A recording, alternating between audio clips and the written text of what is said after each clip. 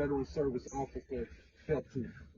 Well, back in 2005, uh, I had a sort of like a not really a light stroke, but I went to see the doctor in starting about with the VA clinic, and so they told me I could get help, or get some disability. So I talked to some of the people in there, and I talked to one of the guys that was representing the veterans at that time at the VA clinic, and he started helping me, the process of helping me, trying to get some disability, and he got me up to about 30%, and then he retired, and then they brought another man in there, and he was stay too long, he couldn't help me, you know. And then at that time, I think they brought a female also at the time, and she really couldn't do too much with me, and so I was at the same time going to some of the meetings that they had there, for the veterans. We used to meet like once or twice a week, and we had a counselor, and I was telling her about the disability, situation, and so she told me, she said, "Well, I know somebody that can help you, you know." And she had a card, and she gave me a card, to Pat Patterson.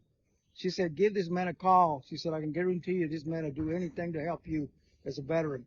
So I gave him a call the following day, and made an appointment. And he called me back. He said, "Made an appointment." So the following week, I went to see him, and when I went into his office, he started working right away, process of doing the paperwork. I took all my documents and all my medical records and everything, and he looked at it and he said, "You know what?" He said, "You need to get more help in this. 30% is not what you're supposed to be getting. See, actually, you're supposed to be getting at least 100%, according to what I see here." So anyway, he took the documents and the paperwork, and he got on the computer and, processed everything. And he sent it off. About a month later, I got a letter from one of the doctors, a civilian doctor, told me I had to go in for a medical, checkup. So I went to a medical checkup, I think about another couple of months, I got another letter, saying that, I was qualified to get more disability. So I went and talked to Pat about it, and he looked at it and he said, "Yeah," he said, "You see, you should be able to get another, at least 20 or 30 more percent, So he filed it again, and I got another 30%. I think I got up to 50% at that time. And so about a year later after that, I went back, because I had more complications, in my heart. They said I had a regular heartbeat, because of the Agent Orange. So I went back to him and I talked to him about it again, and he said, "We'll take care of this, So again, he went and filled out the paperwork and sent it off. And so they got me another 20%, I believe. So I was getting 70%. And so I went back again with him, because told me, he said, "You'd be able to get 100%. So I went back to him and he filled out some more paperwork and sent it off. And about 2 or 3 months later, I got another letter, and I went to the VA, I went to the hospital over there at Temple, the VA hospital, and they did a checkup and everything again, and so I was qualified, for another 10%. So they mailed the paperwork, and then I went into I called Pat. I said, "Pat, it's been about 4 months and I haven't received anything." He said, "Come into the office, we'll see what we can do." So I went and talked to Pat, and Pat had to know the guy in charge in Waco, I believe. And he called that guy and told him, he said, "Hey, what's going on?" He said, "My client over here is not receiving the other 10%. Is there a problem?" And he talked to him on the phone for a little while, and I was listening to the conversation. And the guy in Waco, he said, "Wait a minute." He said, "You should be receiving a check, a back pay check, in the next couple of months, He said, "You got your other 10%, which is 80%. And so sure enough, I received a back pay, and I got my 10%, 80%, And all of this has happened because of Pat. He did all he could to help, And not only me, he helped a lot of the veterans, And if it hadn't been for him, I'd probably still be getting 30% of my disability. And he started to work on the other 20% to try to get 100%. But then, you know, there was some more complicated, some more trouble, you know. And so I called him here, I don't know what, a month ago, and he left a message and told me that, you know, since I was from Navasota, he would not be able to take anybody from out of town. It had to be somebody residents of the Brazos County, Brazos County. Yeah.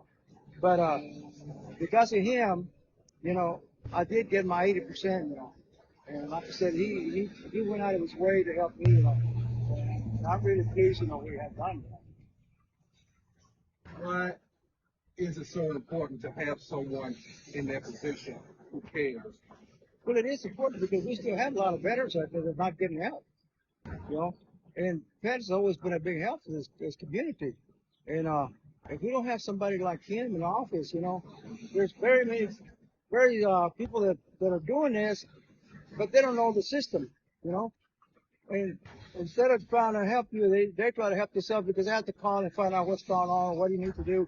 And Pat does already know. He knows the system real well, you know. So that it's a big help to have him around in this community. Yeah. What's the impact on having a sudden closure like this? Well, I mean, it's important for one thing, you know.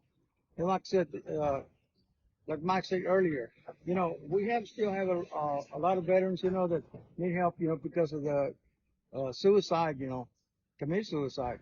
And I know there's a big impact, you know, the people that need help and not get enough help, you know. So we need to really, actually, we need to get him back in the force. He needs to be, you know, part of this community. If you could speak to commissioners, what would you say to them? Bring him back. We need him, you know. He needs to be back in the system, back in there. And like Mike said, you know, if he needs help, he needs to get somebody else to help him with the system, also help him with it, you know, to help the veterans, you know. And I think that's also important, you know. He needs to have somebody there to help him. Is it surprising that there's only one person that was kind of over this whole system for the entire county? I'm sorry? Is it surprising that it was only one person that was over this system for the entire county? Well, it is surprising, but we do have some other people, but they don't have the qualifications, you know. Like they told me to go see a guy over there in Brazos County, you know, and every time I show up, he's not there. You know, he's always got a sign. I went to lunch, or I'll be back in an hour. You know, we need to have somebody that wants to help. You know, not somebody just to sit in the office, you know, and drink coffee and take a break. You know, but we need to have somebody that they want to really care for the veterans. You know, it's important, but we need to have somebody like that. Is there anything that I didn't ask that you think is important to mention? I'm sorry? Is there anything that I didn't ask that you think is important to mention? You asked all the questions, man. Like I said, we need to have him back in the office.